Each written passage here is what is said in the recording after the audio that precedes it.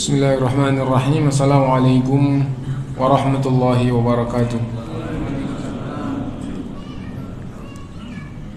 Innal hamdalillah nahmaduhu wa nasta'inuhu wa nastaghfiruh wa na'udzu billahi min shururi anfusina wa sayyiati a'malina.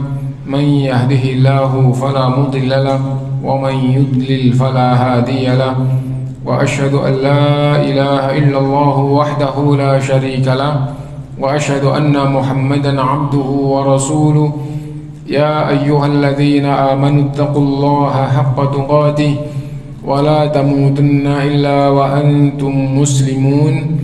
Ya ayyuhan nasu taqu rabbakumul ladzi khalaqakum min nafsin wahidah wa khalaqa minha zawjaha wa batha minhuma rijalan katsiran wa nisaa'a. واتقوا الله الذي تساءلون به والأرحام إن الله كان عليكم رقيبا. يا أيها الذين آمنوا اتقوا الله وقولوا قولا سديدا يصلح لكم أعمالكم ويغفر لكم ذنوبكم ومن يطع الله ورسوله فقد فاز فوزا عظيما. أما بعد فإن أصدق الحديث كتاب الله وخير الهدي هدي محمد صلى الله عليه وسلم وشر الأمور محدثاتها وكل محدثة بدعة وكل بدعة ضلالة وكل ضلالة في النار. Ma'asyiral muslimin, bapak-bapak, ibu-ibu rahimakumullah, kita bersyukur kepada Allah SWT atas segala limpahan karunia-Nya, dan salawat dan salam kita panjatkan kepada Rasulullah sallallahu alaihi wasallam. Dan kita lanjutkan kajian kita babul adzan. Bab adzan, hukmuhu, hukumnya. Al-adzanu huwa al-i'lamu bi dukhuli waqtis shalah. Adzan adalah pemberitahuan masuknya waktu salat. Bi alfadzin mahsusah, dengan lafaz yang dikhususkan. Maksudnya lafaz khusus yang telah ditetapkan. Wa huwa, dan adzan itu wajibun, hukumnya wajib. Dan yang dimaksud wajib di sini adalah fardu kifayah, dan patokan adzan itu fardu kifayah. Fardu kifayah dulu ya. Fardu kifayah, apa fardu kifayah itu? Apabila sudah ada yang melakukan yang cukup, maka yang lainnya itu menjadi seperti sunnah. Apabila sudah ada yang melakukan dan cukup, maka yang lainnya itu menjadi seperti sunnah. Kayak misal ada jenazah terus disolati oleh 2 orang, sudah cukup ya. Loh, sudah disolati, sudah berapa orang? 2 orang. Loh, kenapa kok sudah ya tadi dikira tidak ada yang datang, akhirnya disolati 2 orang. Terus orang-orang banyak datang gitu, sholat lagi, atau rombongan datang mensolati, rombongan datang mensolati, rombongan datang, itu hukumnya seperti sunnah. Hukumnya sunnah atau wajib, fardu kifayah, tapi sudah seperti sunnah. Kenapa? Karena seandainya semuanya sudah tidak sholat, itu sudah tidak dosa, sudah tidak ada yang dosa. Kenapa? Karena sudah ada yang melakukan dan cukup. Nah, adzan itu juga kayak gitu. Sekarang kan masya Allah, masjid kan di mana-mana. Di sini adzan, di situ, di sana, di musola juga adzan.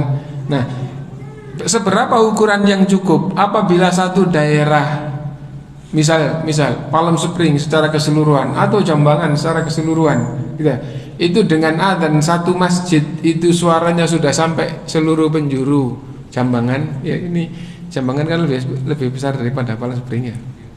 Nah, sudah seluruh penjuru itu sudah adzan yang di satu masjid itu sudah sampai ke sana, maka satu saja sudah cukup. Sehingga apabila ada masjid atau ada musola sengaja tidak adzan, itu tidak ada yang dosa. Kenapa? Adzan sudah ada.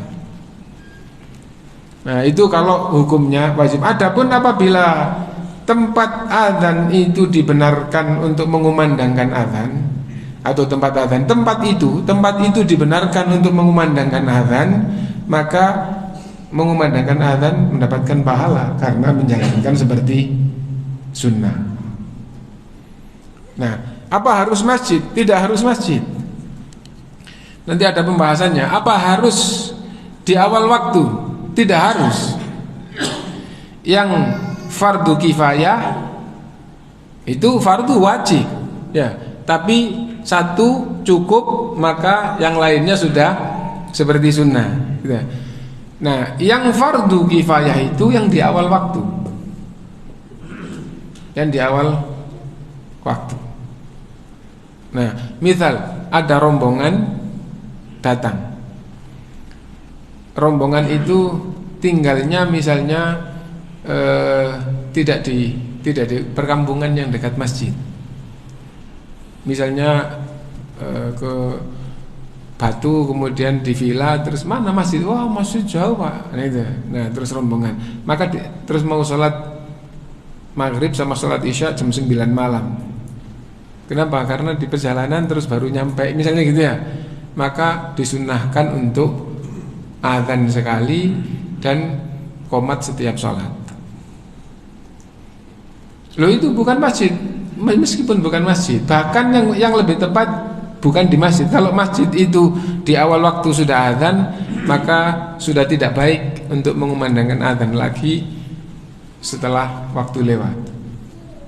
Jadi misalnya azan isya tadi ya, kan di awal waktu di masjid sudah, tapi masjidnya jauh, terus rombongan satu bis atau satu kol, satu pickup atau satu kendaraan lah. Nah itu beberapa orang mau sholat maghrib, sholat isya, terus jauh dari masjid, maka disunahkan untuk azan, kemudian qomat untuk sholat maghrib, kemudian qomat untuk sholat isya. Nah, jam berapa? Jam 9. Mau jam 8, jam 9, jam 10 sama saja. Nah, jadi itu. Jadi azan tidak harus di awal waktu. Nah, itu. Nah, pembahasan ulama yang di dalam kitab fikih menyebutkan bahwa azan hukumnya adalah fardu, enggak menyebutkan fardu kifayah, maksudnya tetap fardu kifayah. Azan adalah al-ilan bidukhulil waqti, gitu. Pemberitahuan masuknya waktu itu azan yang fardu kifayah, itu yang hukumnya wajib, dan satu sudah cukup apabila sudah sampai penjuru tadi itu. Nah, itulah azan yang menunjukkan masuknya waktu. Adapun tentang azan secara umum tadi sudah kita pahami, boleh azan itu di luar waktu dan ada azan yang hukumnya tabi dari itu. Nah, An Malik bin al-Huwairits anna Nabiy sallallahu alaihi wasallam qala idza hadaratis salatu falyu'adzin lakum ahadukum wal ya'ummakum akbarukum. Apabila telah tiba waktu salat, maka salah satu di antara kalian harus azan, dan yang menjadi imam salat kalian adalah yang paling tua. Yang menjadi imam salat kalian adalah yang paling tua. Adapun kaitannya dengan azan, ini adalah perintah Rasulullah SAW, dan hukum asal perintah itu adalah wajib. Dan karena di zaman Nabi yang azan juga cuma satu atau dua, menunjukkan makna bahwa azan itu hukumnya wajib kifai atau fardu kifayah, nama lainnya sama gitu ya. Nah, adapun wal ya ummukum akbarukum, yang menjadi imam salat kalian adalah yang paling tua. Di hadis ini hanya disebutkan itu, dan di hadis lain yang paling tua itu apabila urutan pertama sama, kedua sama, ketiga sama, maka dipilih yang paling tua. Yang pertama adalah aqra'ukum fi kitabillah, yang paling ahli di dalam kitab Allah. Itu yang paling ahli dalam kitab Allah kalau di zaman sahabat, karena sahabat itu hampir semuanya pemahamannya terhadap kandungan makna itu setingkat, maka diartikan yang paling banyak hafalan Qur'annya. Yang paling banyak, yang paling terus mendampingi Rasulullah atau beserta Rasulullah secara umum, yang paling banyak hafalan Qur'annya. Kenapa? Ayat turun dibacakan oleh Rasulullah akhirnya lebih dulu daripada yang lain. Itu. Adapun setelah zaman berabad-abad, ulama Ahlus Sunnah memberikan penjelasan bahwa yang paling ahli di dalam Al-Quran tidak harus yang paling banyak hafalnya, tapi siapa yang paling gampangannya layak di dalam agama untuk diteladani, itu adalah yang ditunjuk untuk jadi imam jika masjid itu tidak menetapkan imam tetap. Nah, karena itu yang jadi imam selalu Rasulullah, dan Rasulullah teladan. Kemudian setelah Rasulullah SAW meninggal, yang jadi khalifah Abu Bakar radhiyallahu an, yang jadi imam sholat bersama Abu Bakar selalu Abu Bakar radhiyallahu an. Padahal di situ ada Ibnu Mas'ud yang di dalam masalah pujian pelajaran Quran utamanya adalah membaca Quran. Ibnu Mas'ud radhiyallahu an, Ubay bin Ka'ab radhiyallahu an itu lebih dikenal atau lebih jelas hadisnya dibandingkan kepada Abu Bakar radhiyallahu an di dalam masalah bacaan Quran. Siapa yang kepingin membaca Quran seperti waktu diturunkan, bacalah seperti bacaan Ibnu Mas'ud radhiyallahu an. Nah, jadi seperti itu. Tapi ketika urusannya jadi imam, Rasulullah yang jadi imam, Rasulullah meninggal, Abu Bakar radhiyallahu an jadi khalifah, Abu Bakar yang jadi imam. Abu Bakar radhiyallahu an meninggal, Umar radhiyallahu an jadi khalifah, Umar yang jadi imam, begitu seterusnya. Nah, tapi kalau masjid itu sudah menetapkan imam tetap, maka meskipun di situ ada orang yang lebih tinggi ilmunya, orang yang lebih alim datang, maka tidak boleh jadi imam sebelum mendapatkan izin atau sebelum dipersilahkan oleh imam yang telah ditetapkan di situ. Nah, itu. Nah, karena itu di sini yang lebih tua itu apabila dalam masalah Quran sama, maka yang jadi imam adalah yang paling tahu terhadap sunnah. Lah, yang paling tahu terhadap sunnah itu bukan bacaan, tetapi kandungan atau ilmu agama. Apabila di dalam sunnah sama, maka yang lebih dulu Islamnya. Apabila dalam Islamnya sama, yang lebih dulu hijrahnya. Apabila hijrahnya bersamaan. Nah, sekarang hijrah, bagaimana hijrah? Di zaman sekarang apabila melihat oh ini dulu kurang perhatian terhadap agama sampai usia misalnya 50 tahun. Lah ini seusia, tapi usia 40 tahun itu sudah jadi orang yang komitmen dengan agama.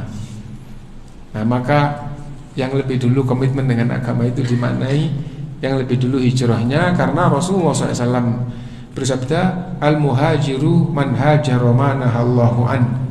Setelah Fathu Mekah sudah tidak ada hijrah tempat. Orang yang hijrah itu adalah orang yang meninggalkan apa yang dilarang oleh Allah. Itulah orang yang hijrah. Jadi hijrah itu meninggalkan larangan. Dan difahami meninggalkan larangan disebut hijrah itu apabila global. Apabila global, dulu tidak perhatian dengan sholat, Ramadan sering tidak puasa, pokoknya agama kurang terpikirkan. Nah, setelah itu misal usia 40 atau usia 50 ada keadaan berubah, terus akhirnya kehidupannya berubah, aktif ke masjid, Ramadan itu puasa terus, bahkan menjadi orang yang banyak beristighfar, bertaubat kepada Allah atas yang lalu. Intinya menjadi berubah. Nah, itu dikatakan hijrah. Itu. Apabila 1, 2, 3, 4 itu sama atau seimbang, maka yang lebih tua yang didulukan. Dan itu menunjukkan makna bahwa usia itu ada pengaruhnya dalam pandangan agama. Agamanya gimana? Ya sama-sama lah. Itu umur 50 itu 40. Dulu kan yang umur 50. Kenapa? Secara umum kejiwaan itu punya nilai lebih yang tua dibandingkan yang muda. Wallahu a'lam. Faqad amarahu bil adzan. Sungguh Nabi SAW memerintahkan adzan tatkala waktu sudah masuk. Wal amru lil ijab, Dan hukum asal perintah menunjukkan wajib, karena kalau diperintah dan tidak melaksanakan, maka dia itu durhaka atas perintah. Berarti perintah itu hukum asal adalah wajib. Kama huwa maklum, sebagaimana yang difahami oleh semua orang. Wa anna Anas radhiyallahu an, dan dari Anas radhiyallahu an, anna Nabiy sallallahu alaihi wasallam kana idza ghaza bina qauman lam yakun yaghzu bina hatta yusbiha. Adalah Rasulullah SAW apabila ikut berperang bersama pasukan perang bersama kita, gitu, maka tidak berangkat sebelum subuh. Wa yanzur, dan memperhatikan. Fa in sami'a adzanan kafa anhum, apabila pagi-pagi itu mendengarkan azan maka tidak berangkat dulu. Wa illam yasma' adzanan aghara alaihim, apabila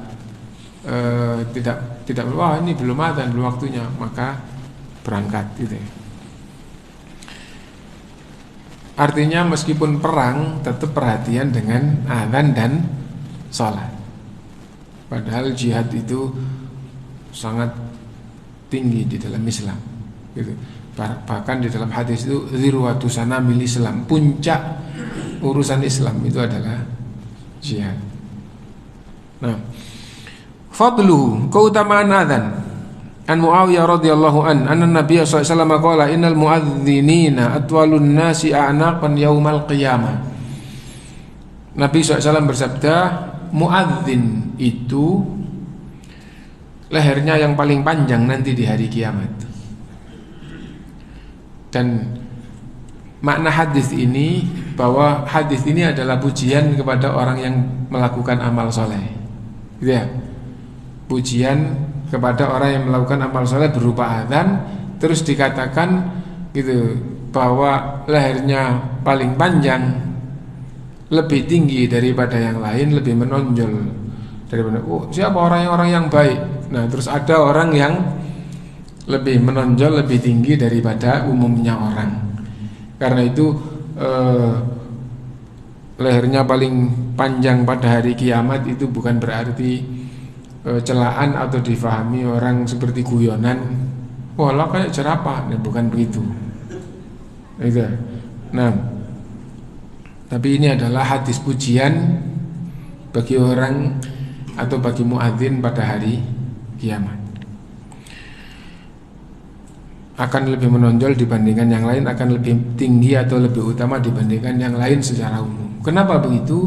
Karena kalau adzannya itu ikhlas, sesungguhnya orang yang berbuat baik karena dorongan orang, yang mendorong itu mendapatkan pahala seperti yang melakukan tanpa mengurangi pahala yang melakukan. Lah kalau orang itu asalnya kurang perhatian dengan berangkat jamaah, entah tidur-tiduran, entah ngobrol, entah kerja, entah apa, terus mendengarkan azan. Azan. Akhirnya dia tinggalkan aktivitasnya, terus menghadiri azan, bisa jadi sempurna mendapatkan pahala seperti yang dilakukan oleh yang meninggalkan aktivitasnya melakukan untuk menghadiri sholat tanpa mengurangi pahalanya. Lah kalau gitu pahalanya muadzin terus berapa? Nah, nggak bisa diukur ya. Nah sekarang banyak orang kerja yang nggak perhatian dengan sholat, begitu dengar azan, azan berhenti dulu, terus. Nah, kenapa kok berhenti? Karena ada panggilan azan. Dan Rasulullah SAW bersabda, man dalla ala khairin falahu mithlu ajri fa'ilihi. Yang menunjukkan kebaikan kepada orang, maka dia akan mendapatkan pahala sebesar pahala orang yang ditunjukkan lalu melakukan tanpa mengurangi pahalanya. Nah, karena itu azan itu pahalanya sangat besar. Orang diajak hayya 'alas shalah, mari kita sholat, terus dengan azan itu yang asalnya nggak perhatian, jadi meninggalkan aktivitasnya terus memenuhi panggilan azan. Nah, dan coba kita perhatikan sekarang, ya, orang mengira azan itu ya salah satu amal gitu saja, salah satu, terus yang lainnya itu tidak merasa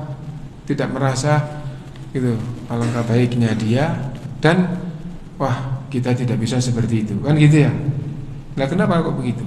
Ya karena secara umum kurangnya pemahaman terhadap keutamaan-keutamaan yang ditunjukkan di dalam agama. Nah,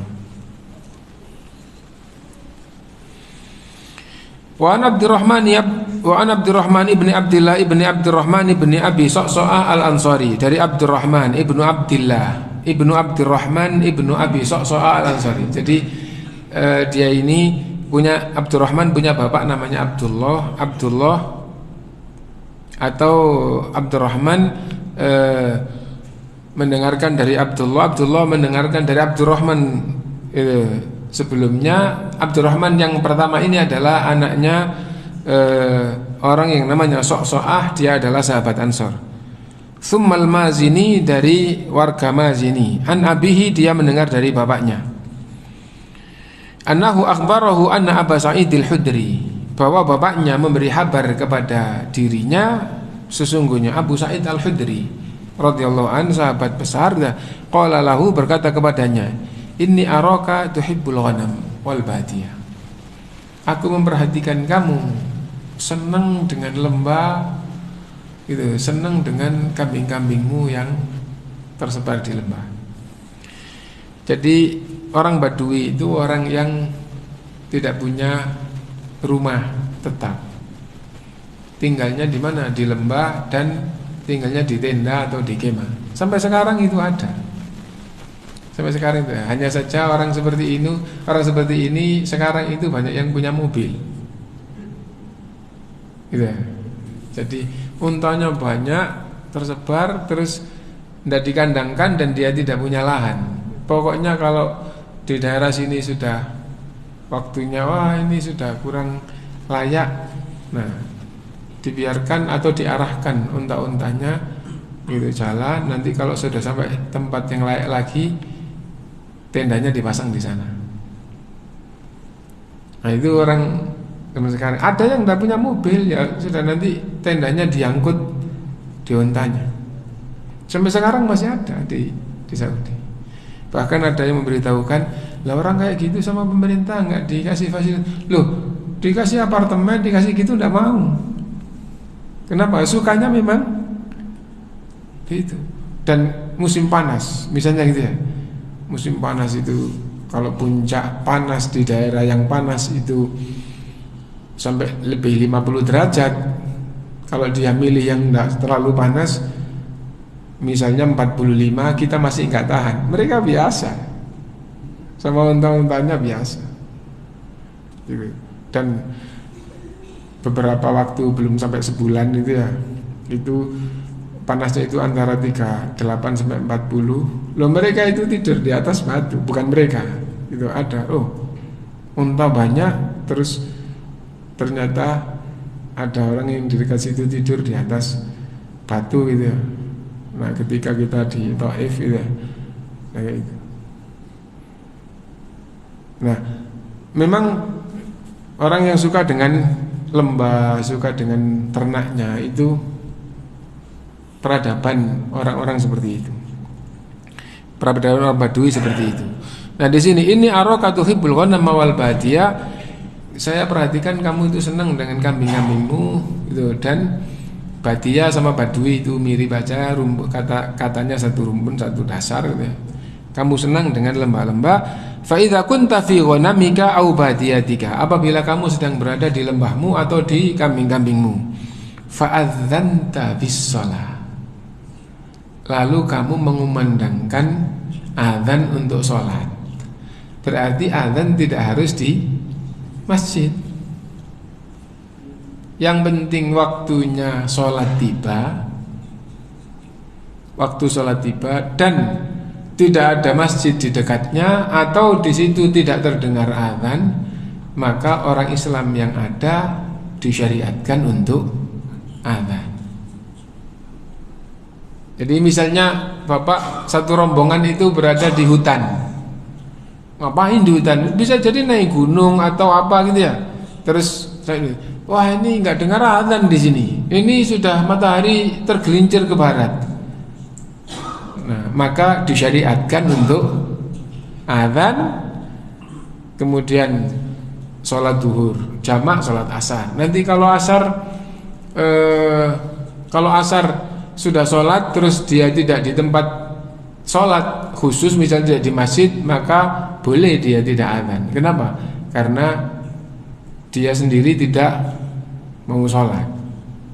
Tapi kalau dia belum sholat, misalnya zuhur baru masuk, nah dia belum sholat, oh ini waktunya masuk, terus daerah sini tidak ada masjid, maka hukumnya fardu kifayah untuk adzan. Tapi kalau terdengar, loh di sana ada masjid kedengaran, maka sudah cukup. Jadikan fardu kifayah kalau sudah cukup, maka yang lain itu seperti sunnah, kan itu ya. Itu.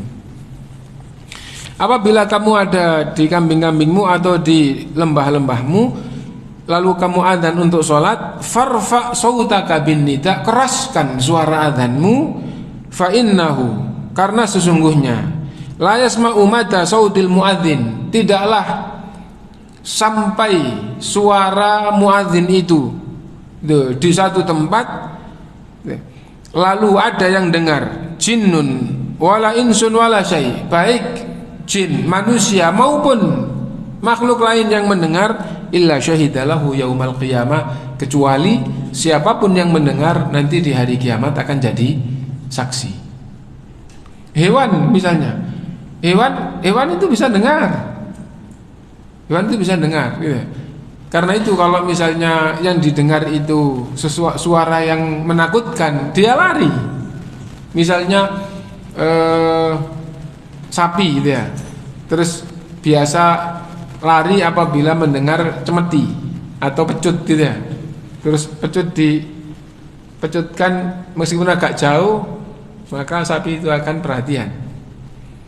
Itu dalam rangka untuk dia harus pergi apa enggak. Nah itu misalnya dia sedang makan di tengah sawah, makan rumput, terus yang di pinggir itu bunyikan cemeti, sapi bisa jalan nanti itu nggak jadi makan di situ tapi pergi. Kenapa? Ya karena dengar suara tadi. Berarti diambil pelajarannya adalah bahwa hewan itu bisa mendengar gitu. Nah jin, manusia, hewan, apapun apabila mendengar, maka nanti di hari kiamat akan jadi saksi bahwa dia memanggil untuk sholat, dia mengumandangkan Allahu Akbar, Allahu Akbar, Allah Maha Besar, semua selain Allah itu kecil. Nah, lalu dia bersaksi bahwa Allah yang Maha Besar itu adalah satu-satunya zat yang hak untuk diibadahi. Asyhadu an la ilaha illallah, asyhadu an la ilaha illallah. Lalu ibadah kepada Allah itu tidak boleh dan tidak akan bisa benar kecuali dengan mengikuti Rasulnya yang memandangkan asyhadu anna Muhammadan Rasulullah.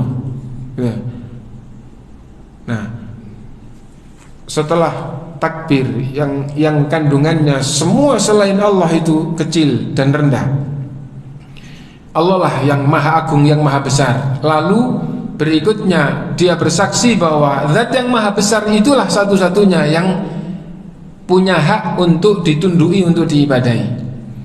Dan ibadah kepadanya tidak bisa kecuali dengan syariat Rasulnya. Dia bersaksi bahwa Muhammad adalah Rasulullah SAW. Asyhadu anna Muhammadar Rasulullah.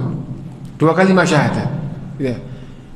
Nah, setelah itu apa? Setelah itu mengajak orang untuk sholat. Kenapa? Ibadah kepada Allah itu adalah sholat. Ibadah dengan anggota badannya, ibadah dengan hatinya, ibadah berupa ucapan dan perbuatan. Ibadah yang paling agung adalah sholat.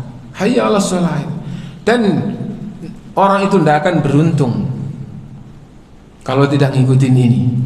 Mengagungkan Allah, bersaksi bahwa Allah lah satu-satunya Tuhan yang berhak untuk disembah, dan tidak bisa menyembah Allah kalau tidak mengikuti tuntunan Rasulnya. Kalau membuat sendiri itu bid'ah. Bid'ah itu tersesat, nanti dihukum di neraka. Harus mengikuti gitu. Dan ibadah yang paling agung adalah sholat. Dan kalau mau beruntung harus begini. Nggak begini tidak akan beruntung. Karena itu hayya 'alal falah. Mari kita menuju kepada keberuntungan. yaitu melakukan sholat sesuai tuntunan semata-mata ibadah kepada Allah, karena Allah lah yang maha agung, yang maha besar, semuanya adalah kecil. Nah, setelah hayya al falah kemudian diulang lagi supaya lebih betul-betul mengenal Allahu Akbar. Allahu Akbar, Allah yang maha besar, Allah yang besar, la ilaha illallah, tidak ada yang berhak diibadahi selain Allah. Itu azan, kalimat yang sungguh luar biasa.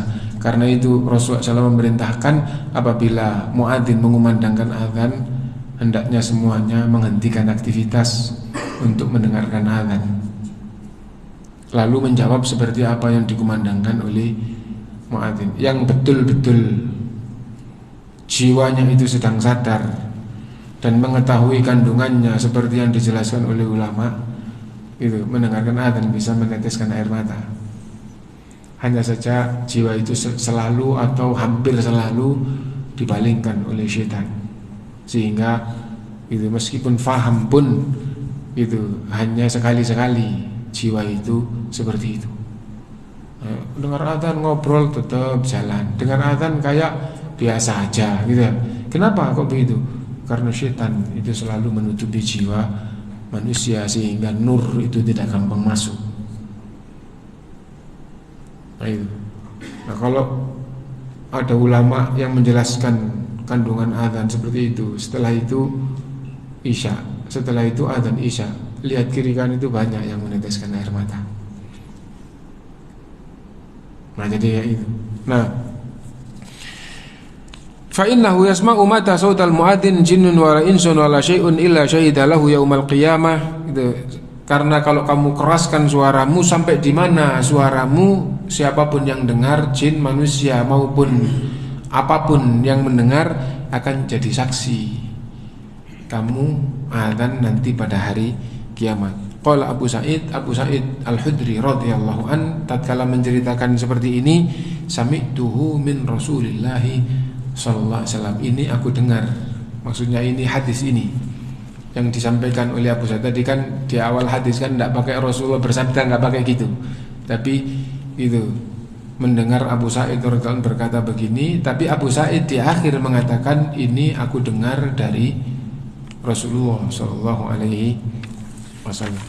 Nah, adapun tata cara azan alhamdulillah tidak ada perubahan sampai sekarang, bahwa azan itu dimulai dengan membaca takbir itu yang sampai akhir itu. Nah, kemudian ada hal-hal yang itu tata cara azan langsung kita loncati gitu ya. Ini awalnya dulu, awal dari hadis azan ya. An Abdullah bin Zaid bin Abdi Rabbi, dari Abdullah bin Zaid bin Abdi Rabbi qala lamma ajma'a Rasulullah sallam ayyadriba bin nakus, tatkala Rasulullah telah memutuskan bahwa mengumandangkan salat itu dengan mukul lonceng, wa huwa lahu kari, tapi Rasulullah hatinya tidak senang dengan memanggil salat dengan memukul lonceng. Gitu. Kenapa? Limuwafaqatihin nasara, karena ini sesuai dengan agama Nasara yang sudah berubah. Nah, tatkala keadaan seperti itu, tofa bi minal laili taifun wa ana naim, kata Abdullah ibnu Zaid gitu. Ketika saya tidur, melihat di dalam tidur saya dikelilingi oleh orang. Rajulun alaihi thawban akhdaran, orang itu berpakaian 2 lembar kain yang hijau. Wa fi yadihi naqusun yahmiluhu, dan dia membawa lonceng yang ia bawa. Ya. Qala Abdullah ibn Abdi Rabbi berkata, fakultu, maka dalam mimpiku aku berkata kepadanya, ya Abdullah, atabi'un naqus, wahai Abdullah. Abdullah maksudnya hamba Allah, wahai hamba Allah yang pakaian 2 lembar pakaian hijau tadi itu ya, apakah kamu akan jual lonceng itu? Qala, dia menjawab, wa ma tasna'u bi, kamu pakai apa? Gitu. Qultu, saya jawab, nad'u bihi ila shalah, aku gunakan memanggil salat. Jadi keputusan Rasulullah bersama para sahabat untuk manggil salat, nanti dibunyikan lonceng. Tapi keputusan ini hati Rasulullah tidak senang. Nah ketika itu Abdullah bin Abdi Rabbi tidur, maksudnya waktu tidur terus mimpi. Nah ini mimpinya ini. Nah mimpi, wahai Abdullah, maksudnya wahai hamba Allah, apakah kamu jual loncengmu? Kamu pakai apa? Kata yang pakai baju hijau, aku gunakan untuk manggil sholat. Qala afala adulluka ala khairin min dzalik. Maukah kamu aku tunjukkan yang lebih baik manggil sholat dibandingkan dengan bunyikan lonceng? Fakultu bala. Aku jawab dalam tidurku, ya maksudnya mimpinya itu. Dalam mimpi itu aku jawab, ya. Qala, orang yang berpakaian hijau itu mengatakan, ucapkanlah untuk memanggil sholat, Allahu Akbar, Allahu Akbar, Allahu Akbar, Allahu Akbar, asyhadu an la ilaha illallah, asyhadu an la ilaha illallah, asyhadu anna Muhammadar Rasulullah, asyhadu anna Muhammadar Rasulullah, hayya 'alas shalah, hayya 'alal falah, hayya 'alas shalah, hayya 'alas shalah, hayya 'alal falah, hayya 'alal falah, Allahu Akbar, Allahu Akbar, la ilaha illallah. Qala tsumma stakhara ghairu ba'id. Setelah itu jalan tidak lama terus nggak kelihatan. Qala tsumma taqulu enggak, setelah itu tidak lama, jalan tidak lama, kemudian dia berkata, nih, setelah itu kamu ucapkan untuk iqamah, Allahu Akbar, Allahu Akbar, asyhadu an la ilaha illallah, asyhadu anna Muhammadar Rasulullah, hayya 'alas shalah, hayya 'alal falah, qad qamatis sholatu, qad qamatis shalah, Allahu Akbar, Allahu Akbar, la ilaha illallah. Ini hadisnya sahih dan nanti ada kaitannya juga dengan penjelasan khusus tentang menggenapkan dan mengganjilkan gitu. Tapi kita lanjutkan dulu. Qala falamma asbahtu, ketika pagi-pagi ataitu Rasulullah SAW, aku datangi Rasulullah SAW, fa akhbartuhu bima raaitu, aku ceritakan mimpiku. Faqala Rasulullah SAW, inna hadhihi ru'ya haqqun insyaallah, sungguh mimpi ini benar dengan izin Allah Subhanahu wa taala. Tsumma amara bita'dzin, lalu Rasulullah SAW memerintahkan untuk mengumandangkan azan. Gitu. Fakana Bilalun maula Abi Bakr yu'adzinu bidzalik, maka Abu Bakar, budak yang telah dimerdekakan oleh Abu Bakar, gitu, disebut dengan maula Abi Bakrin, yang ditunjuk untuk mengumandangkan azan. Nah, jadi azan lafaz seperti itu mimpi sahabat yang disampaikan kepada Rasulullah SAW dan diterima dan dibenarkan oleh Rasulullah SAW. Dan apabila Rasulullah SAW itu tidak ditegur oleh Allah, berarti itu pasti benar, karena Rasulullah tidak membenarkan yang salah dan tidak menyalahkan yang benar. Adapun apabila Rasulullah SAW itu sampai ada yang benar mau disalahkan atau yang salah mau dibenarkan, itu turun ayat teguran. Itu. Nah, adapun di antara faedah hadis ini di dalam kitab ulama yang lain, bahwa nanti juga ada gitu, tapi global juga di kitab kita ini gitu, bahwa azan diperintahkan oleh Rasulullah untuk menggenapkan dan qomat diperintahkan oleh Rasulullah untuk mengganjilkan. Nah, itu adalah dalil umum. Amaron Nabi Rasulullah SAW memerintahkan bitasyi'i fil adzan wal idari fil iqamah. Rasulullah memerintahkan menggenapkan azan dan mengganjilkan iqamah. Hadis itu begitu. Kemudian praktek di lapangan itu, di antara masjid itu ada yang qomatnya Allahu Akbar, asyhadu an la ilaha illallah, asyhadu anna Muhammadar Rasulullah, hayya 'alas shalah, hayya 'alal falah, qad qamatis shalah, Allahu Akbar, la ilaha, semuanya ganjil. Gitu. Nah, itu salah di dalam mempraktekkan hadis. Gitu. Kenapa? Karena Al-Qur'an dan hadis itu, Al-Quran ayatnya banyak, hadis-hadis itu juga banyak. Dan apabila ada hadis lebih dari satu atau ayat lebih dari satu, ada bedanya, yang satu umum, yang satu khusus, maka didahulukan yang khusus. Apabila yang khusus sudah, maka pakai dalil yang umum. Nah itu, karena itu idza ta'aradal 'am wal khas wajib taqdimul khas. Apabila ada dalil umum dan khusus itu bertentangan atau berbeda, harus didahulukan yang khusus.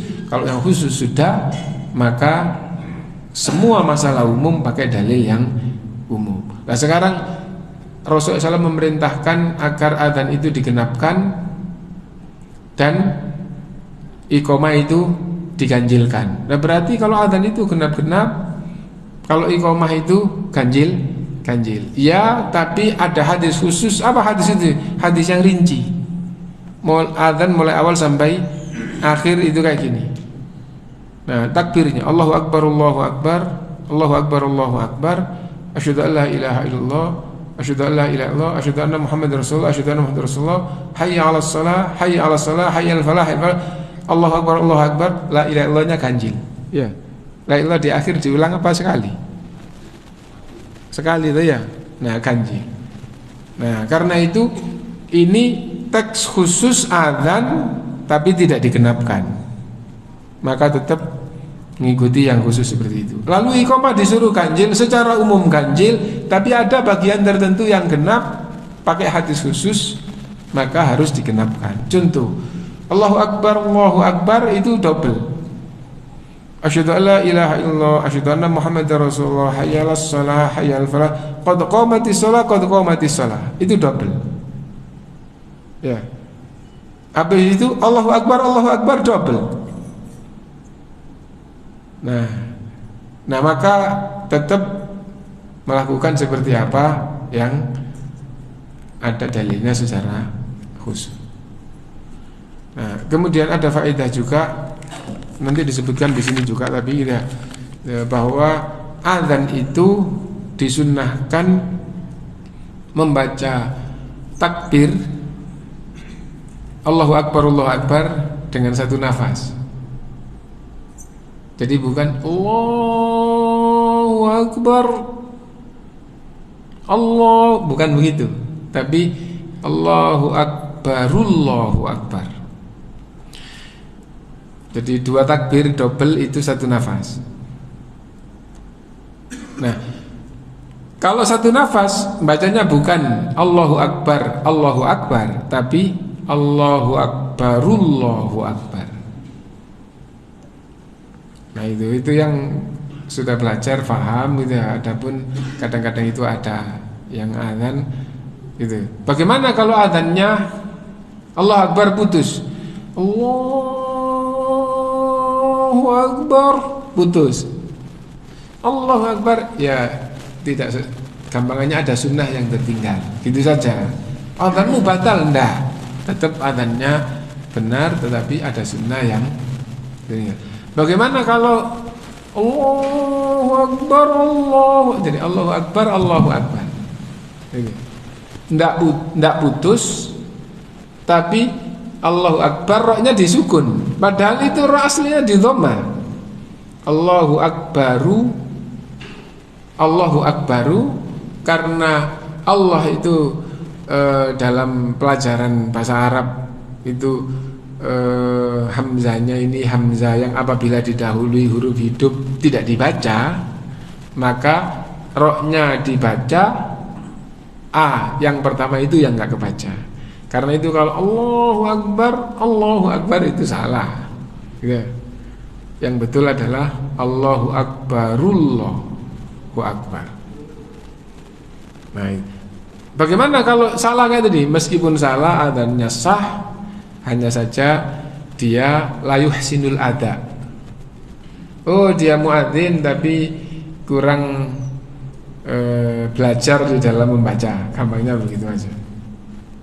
Nah, kesalahan yang kayak gitu di dalam agama, di dalam ibadah itu bukan kesalahan yang fatal. Nah, hendaknya supaya tidak sampai salah, yang punya aktivitas seperti ini itu kan ringan saja, itu belajar yang benar. Qomat di salah satu masjid, qomat itu hayya 'alas sholatu hayya 'alal falah. Kalau hayya 'alas sholah itu kalau sambung bukan di dhamma ya, bukan hayya 'alas sholatu, tapi hayya 'alas sholati hayya 'alal falah. Hayya 'alas sholati hayya 'alal falah. Kenapa? Karena as-sholatu kalau didahului ala itu menjadi as-sholati. Dan memang tuntunannya juga kayak gitu. Dan tulisannya di dalam adzan itu juga hayya 'ala sholati karena bahasa Arab. Nah itu cuman karena Allahu Akbar asyhadu an la ilaha illallah asyhadu anna Muhammadar Rasulullah hayya 'alas sholatu hayya 'alal falah hayya 'alas sholatu. Nah jadi itu.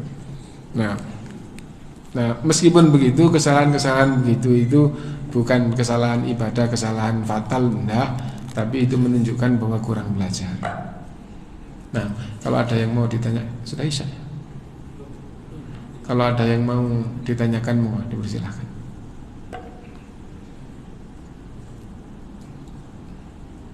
Bab azan, bab ini monggo. Kalau nggih.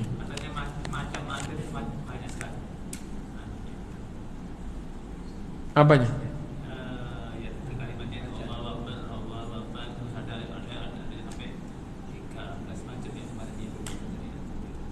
Enggak, di dalam hadis enggak ada kayak gitu. Azan yang kita dengar sekarang itu adalah azan yang ada hadisnya yang sahih di semua kitab hadis sahih. Satu-satunya sunnah azan yang hampir tidak dilakukan kecuali di pondok atau di lembaga pendidikan tertentu yang betul-betul kembali kepada sunnah sekali-sekali, itu adalah tarjih. Nanti akan ada pembahasannya bahwa dalam azan itu ada sunnah tarjih. Apa tarjih dalam azan itu? Setelah membaca asyhadu an la ilaha illallah asyhadu an la ilaha illallah asyhadu anna Muhammadar Rasulullah, ini azan ya, bukan landai kayak gitu. Dengan memasukkan atau menutupkan telinganya supaya tambah keras, dia nggak terasa kalau keras karena diperintah begitu dan mengikuti Bilal gitu ya. Nah setelah membaca asyhadu an la ilaha illallah 2 kali, asyhadu anna Muhammadar Rasulullah, terus diulang asyhadu an la ilaha illallah lagi, asyhadu anna Muhammadar Rasulullah dengan yang lebih keras. Nah itu tarjih, hanya itu. Kok sampai 13 macam gimana? Itu namanya tarjih dalam azan. Dan itu hampir di seluruh dunia tidak dilakukan kecuali di lembaga yang mengajarkan sunnah, dan tatkala melakukan hanya supaya sunnah ini tidak hilang. Kenapa? Karena umat sekarang banyak yang tidak tahu. Kalau tahu-tahu di Masjid Al-Ikhlas terus mengumandangkan sunnah itu, orang-orang wah ini apalagi ini, nanti begitu. Terus dikira ajaran baru, ajaran tersesat, padahal itu hadis. Dan itu ada faedah bahwa sunnah yang umat itu sudah berusaha kepingin kembali kepada Quran dan sunnah, ada 1-2 sunnah yang mereka belum tahu dan hampir tidak ada, itu jangan dilakukan dulu sebelum disosialisasikan. Kenapa? Karena dari sisi terjaganya agama ini ada yang menjaga. Nah, adapun pengamalannya, orang itu kalau mengamalkan sunnah timbul fitnah, maka jangan sampai keburu dilakukan, disosialisasikan dulu bahwa ini sunnah. Adapun orang itu kalau sudah dengar, sudah banyak tahu, menerima atau tidak menerima urusan mereka, tapi tatkala dilakukan mereka sudah diperdengarkan bahwa ada kayak gitu. Nah jadi itu. Nah belum disampaikan terus tahu-tahu dilakukan terus beda, itu nanti dikira orang itu adalah ajaran-ajaran yang tidak ada tuntunannya. Adapun sampai 13 enggak. Nah, ada lagi, nanti akan ada bahasannya tarjih fil adzan gitu. Kalau yang adzan waktu hujan, apakah ada iya, ada adzan tapi itu waktu hujan, bukan adzan waktu biasa, tapi ada adzan waktu hujan. Jadi ketika hujan disunnahkan atau ada sunnahnya waktu kalau adzannya dibaca normal, maka setelah la ilaha illallah ala sallu fi buyutikum ala sallu fi buyutikum, atau ala sallu fi buyutikum ala sallu fi rihalikum, atau alanya enggak pakai dibaca, sallu fi buyutikum sallu fi buyutikum, atau sallu fi buyutikum sallu fi rihalikum. Sallu itu salatlah, ala ketahuilah, ala kalau dibaca ala ketahuilah, sallu salatlah fi buyutikum di rumah kalian. Apa maksudnya? Sekarang tidak harus menghadiri jamaah. Ala sallu fi rihalikum, ketahuilah silahkan kalian sholat di perjalanan kalian. Maksudnya apa? Mau jalan ke masjid, nah sampai di tengah-tengah terus adzan, ya udah sholat di sana, tidak usah dilanjutkan ke masjid. Itu bukan bentuk-bentuk adzan macam-macam, enggak. Waktu hujan disunnahkan atau ada sunnahnya adzan itu seperti ini. Itu. Lalu tatkala ada keadaan yang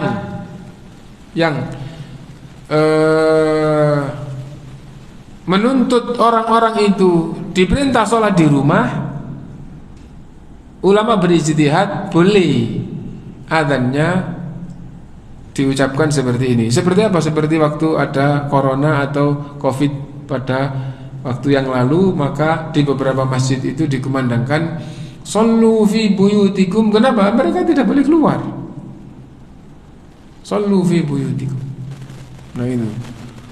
Nah, dan ustadz, ulama berbeda pendapat apakah yang lebih baik itu tetap datang ke masjid atau tetap di rumah gitu. Dan yang betul pembahasan di kalangan asatidz dengan ustadz itu adalah yang lebih baik, bukan boleh atau tidak boleh. Yang mengatakan oh itu sholat itu ustadz itu katanya nggak boleh ke masjid. Nah yang begitu itu tidak benar. Hampir kalau memang ada 1-2 ustadz yang kayak gitu, ya dia gampangannya wallahu alam tidak kuat gitu ya. Yang lebih kuat itu adalah pemahaman yang lebih baik. Kondisi seperti itu sholat di rumah atau tetap sholat ke masjid. Kemudian dulu meskipun sampai tingkatannya ulama atau asatidz itu ada yang ustadz ada yang mengatakan bahwa kalau sholatnya jarang maka tidak sah sebagai jamaah itu. Tapi akhirnya terus sholatnya jarang gitu ya. Nah atau enggak, jadi sholat jarang itu dari awal enggak ada sebab apapun, jamaah tetap jamaah. Hanya saja ulama berbeda pendapat rapat itu wajib atau sunnah, dan tidak membatalkan sholat dan tidak membatalkan jamaah gitu. Jadi dari awal tidak ada corona sekalipun sholat jarang, jamaah terus sholat jarang, itu ada pembahasannya. Hukum sholat jarang itu sah apa enggak? Jumhur ulama sejak awal mengatakan sah, dan mereka berbeda pendapat rapat itu wajib atau sunnah. Yang mengatakan sunnah berarti tidak sesuai sunnah. Yang mengatakan wajib sholatnya sah tapi dia dosa karena tidak rapat, dan dosanya tidak berkaitan dengan membatalkan sholat. Itu dari awal. Sebelum ada corona, ulama sudah membahas masalah itu berdasarkan dengan hadis-hadis Rasulullah perintah supaya rapat. Lalu kalau kita ingat, hampir masjid di Surabaya dan sekitarnya gitu, golongan apapun sholatnya itu jarang. Setelah dakwah di masjid itu tersebar, dan di dekade akhir ini kalau saya gampangnya menyampaikan gitu ya, mulai 1900-an itu baru mulai kelihatan muncul dakwah-dakwah sunnah di masjid sedikit-sedikit. Bahkan di tahun 2000 pun masih sedikit masjid yang adakan kajian sunnah. Nah itu yang adakan kajian sunnah salatnya rapat. Kenapa? Oh ternyata kayak gini gitu. Sampai sekarang masjid yang tidak ada kajian sunnah salatnya nggak rapat. Iya apa enggak? Ya saya bolak-balik, saya ada kajian setiap minggu, setiap hari Selasa maksudnya, jam 9 sampai kadang-kadang sampai zuhur saya di situ, terus sholat di masjid cukup besar itu.